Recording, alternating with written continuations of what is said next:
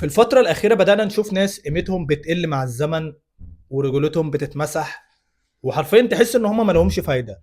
ففي الفيديو ده هلم لك شوية حاجات الناس دي بتعملها، حاول على قد ما تقدر ما تعملش حاجة فيهم، او لو مشي في طريق منهم تحاول تعدله على قد ما تقدر. اول حاجة وهي انك بتشتكي اكتر ما بتتصرف، او انك تشتكي بشكل عام. لازم تفهم اول حاجة ان الرجالة ما ينفعش يشتكوا. سيبك من الكلام وغسيل المخ اللي بتشوفه على الميديا.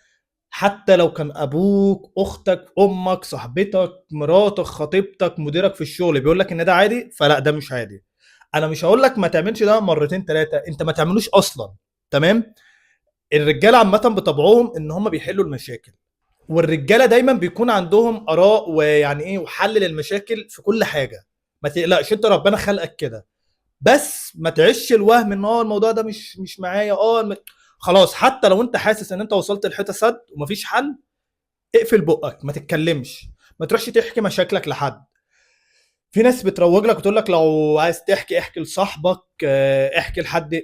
للاسف حتى ده ما ينفعش. انا عارف ان حاجه زي دي غريبه شويه، بس ما ينفعش تحصل. تمام. افهم ان العالم مش ضدك انت كراجل، هو العالم ضد الناس الضعيفه. تمام. عشان كده دايما الانثى في احتياج للراجل، وده شيء بديهي. تمام. ودي مش حاجه وحشه فيهم. تمام. بس الراجل ان هو في احتياج لحد، فدي مشكله كبيره. احتياجك الوحيد يبقى لربنا. ولازم تفهم ان الرجاله اللي بجد واللي بيعرفوا يبقوا ليهم فايده ومفيدين للمجتمع ومفيدين لاي حد حواليهم، دول بياخدوا حل للاجراء نفسه. يعني بياخدوا، تقدر تقول ان هم بياخدوا الاجراء كده عشان يحلوا المشكله. انما الرجاله اللي ضعيفه او ما عندهمش هدف او ما لهمش فايده، او تقدر تقول ان هم خارج تصنيف الرجال اللي بجد، تمام، وتحس ان المجتمع ضدهم، يقعد يحكي مشاكله عمال على بطال. طبعا انت لو بتعمل حاجه زي دي حتى لو قليل حاول تقللها. هو مش هقول لك هي صح، بس يعني حاول ما تعملهاش. تمام. انا واحد جاي لك من ورا خالص، وبقول لك كل حرف انت هتتحاسب عليه. تمام. انت كراجل ربنا ما خلقكش ان انت تبقى حد يشفق عليك. تاني حاجه وهي انك بتخطط بدون تنفيذ، او تقدر تقول انت بتخطط للوهم. تحس ان انت كده بتجيب عرض تقديمي، بتظبط الشريط، بتظبط الافكار، بتظبط كل حاجه ومش عايز تشغله.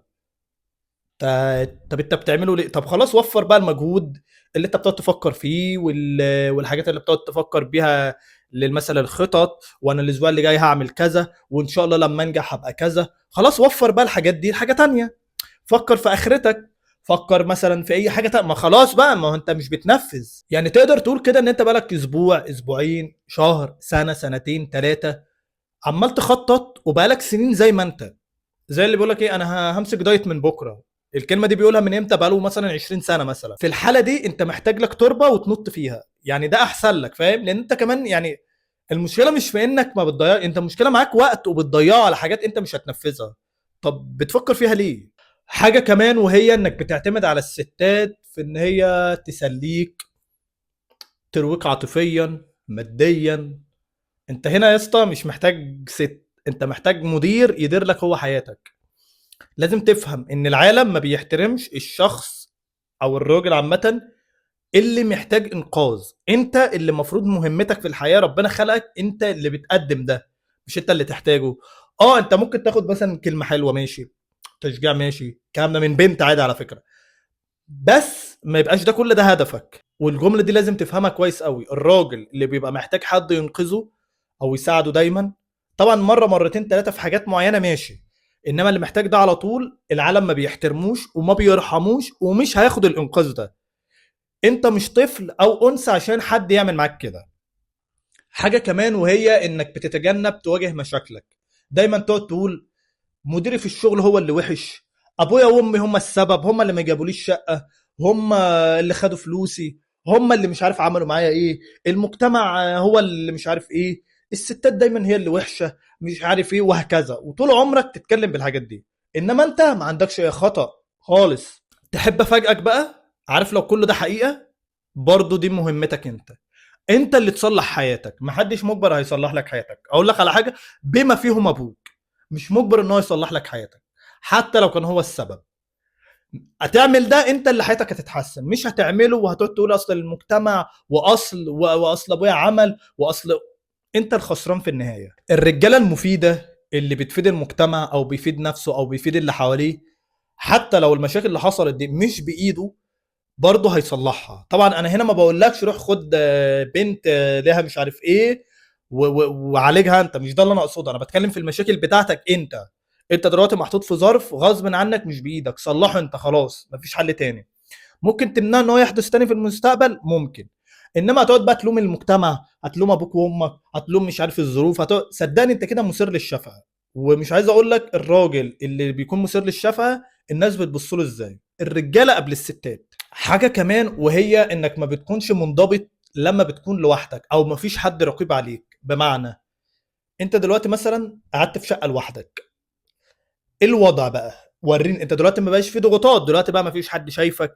هل هتعمل عادات سيئة؟ هل هتنام متأخر كتير؟ هل هتاكل براحتك كتير؟ هتعمل كل حاجة، ما انت خلاص بقى ما فيش رقيب عليك. اللي كان رقيب عليك هو اللي كان بيهددك او كنت بتخاف منه. شخصيتك الحقيقية هتظهر لما خوفك من الحد اللي حواليك، او خوفك من المجتمع، او خوفك من ابوك وامك يختفوا. تمام؟ او الفرصه لما تجيلك انك تعمل حاجه وما تعملهاش عشان انت عارف ان هي غلط ومضره وحرام. شخصيتك الحقيقيه هتبان في الوقت ده. انما انت واحد لو ما عملتش حاجه معينه ابوك هيضربك، هيعاقبك او هيعاقبك باي طريقه يعني عامه، تمام؟ وعملتها، طب ما انت كده فين شخصيتك؟ فاهم قصدي؟ انت كده شخصيتك لسه ما ظهرتش. شخصيتك الحقيقيه هتظهر وقت ما تكون انت ايه اللي في ايدك تختار تعمل الحاجه دي ولا ما تعملهاش. حاجه كمان وهي انك بتطارد المتعه بس مش قادر تتقبل المشاكل او تتقبل الالم او اللحظات الصعبه. زي ما بنقول كده في وقت الحلو كده، في وقت المتعه والدنيا ماشيه معاك جميله، تلاقي نفسك ظاهر بقى وفرحان وبتتفشخر بالحاجه. واول ما تحصل لك مشكله تخفش بقى، تعمل نفسك ايه مش شايف الحاجه، تمام؟ زيك زي الواي فاي اللي ببلاش بالظبط. طول ما هو موجود الدنيا جميل، اول ما يختفي تبتدي بقى اللي هو تشتغل نفسك وتقول لا. بص عشان تبقى فاهم حاجه، ان اصلا انت ما ينفعش تعتمد على دوبامين، خصوصا اللي هو السريع او زي ما احنا بنقول المزيف. الرجاله اللي بجد بيتعبوا دلوقتي، انا هعمل فورمه، انا هلتزم بالاكل، انا لان انا هاكل اكل غير صحي، دي متعه لحظيه، تمام؟ مره مع مره انا هتضر انا بعدين. لا انا عايز اكل اكل صحي دلوقتي، يوم في التاني، اسبوع، في شهر، شهرين، ثلاثه، طبعا مع التزام بالتمرين والنوم. هتلاقي نفسك بعد 6 شهور، بعد سنه عملت فورمه كويسه.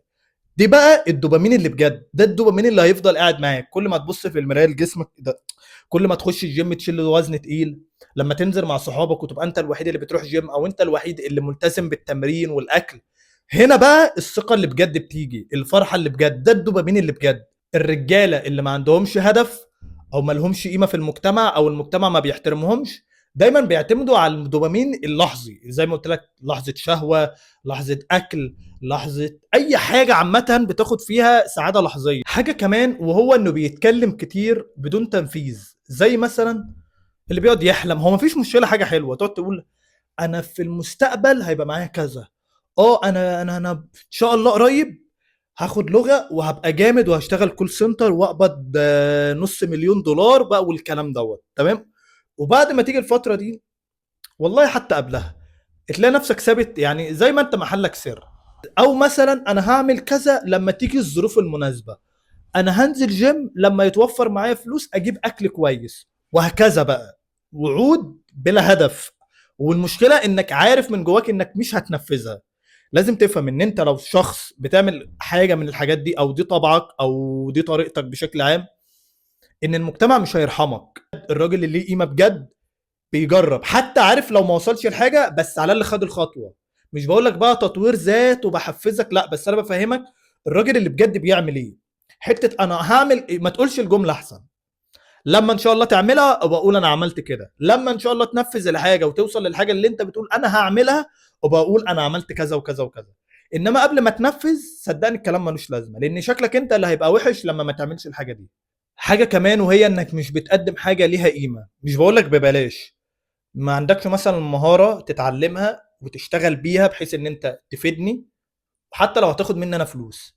ما عندكش مثلا حلول معينة تقدمها لي. ما عندكش مثلا فلوس مثلا بتشتغل وبتعمل فلوس تساعد بيها اهلك. ما عندكش مثلا حاجة لو انت متجوز ومخلف، فلوس مثلا او حاجة تعلمها لعيالك. مجرد بس شخص عابر في الحياة بيشتغل، بيجيب لقمة عيشه، بس خلاص على كده.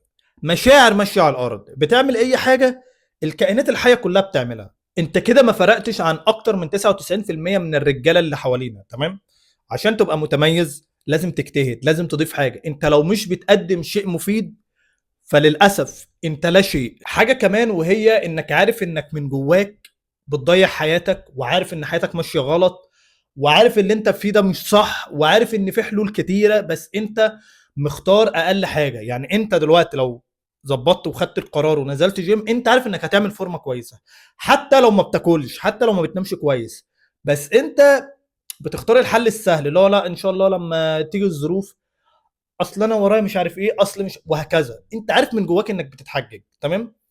اللي بيعمل كده دي صفه مش ذكوريه، ربنا ما خلقكش لكده. حاجه كمان ودي حبيت اخليها في اخر الفيديو، وهي انك تقعد تلوم النساء على اي حاجه بتحصل لك، بالذات على الفيس بقى. تقعد تشكي بقى اصل المرتبات ضعيفه بسبب النساء، مع انك عارف المرتبات ضعيفه بسبب ايه.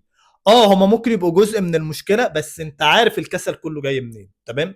وانت عارف انك انت لو اجتهدت وشويه الوقت اللي انت عمال تضيعهم في اي حاجات ملهاش لازمه، لو حطيتهم في شغل، في صنعه بتتعلمها، في مثلا في لغه، في اي حاجه، انت عارف ان مستواك هيبقى احسن من البنت اللي بتقبض اعلى. يعني رقم بالنسبه لك كبير، وانت من جواك مش متاكد، ده انت على يقين 100% ان عقلك مش مظبوط وبتعمل حاجات كتيره غلط، والمشكله بادئه من عندك. وحاجه كمان ان انت عارف ان انت ما عندكش حاجه تقدمها لحد تقبض فيها 3000 جنيه مصري حتى. تمام؟ ما حدش يرضى يشغلك ببلاش حتى، وكل اللي عليك تطلع على الميديا ترفع لي مثلا ايه، اصل الستات هم السبب في ان الشغل ضاع، اصل المدير لما بيشوف بنت عايزه تقبل باي مرتب بتاخدها. ما هو لو انت بتقدم قيمه حقيقيه اعلى منها، صدقني المدير هياخدك انت. عارف حتى لو هي بتقبض 2000 وانت بتقبض 10 هياخدك انت ويديك انت ال 10. ما هو كون ان هو خد واحده بتاخد اقل، ما هو ده معناه ان هي بتقدم نفس الحاجه اللي انت بتقدمها. طب مش عيب عليك لما بنت هي اللي تقدم حاجه زيها زيك؟ طب ما خلاص بقى، يبقى نطبق المساواه زي ما هم بيقولوا وكلنا نبقى واحد. لازم بقى تاخد بالك من الصفات دي، ولو بتعمل حاجه منهم لازم، مش هقول لك ان انت تحاول انت لازم توقفها. كل حاجه بتعملها حرفيا انت بتهين نفسك بالتدريج.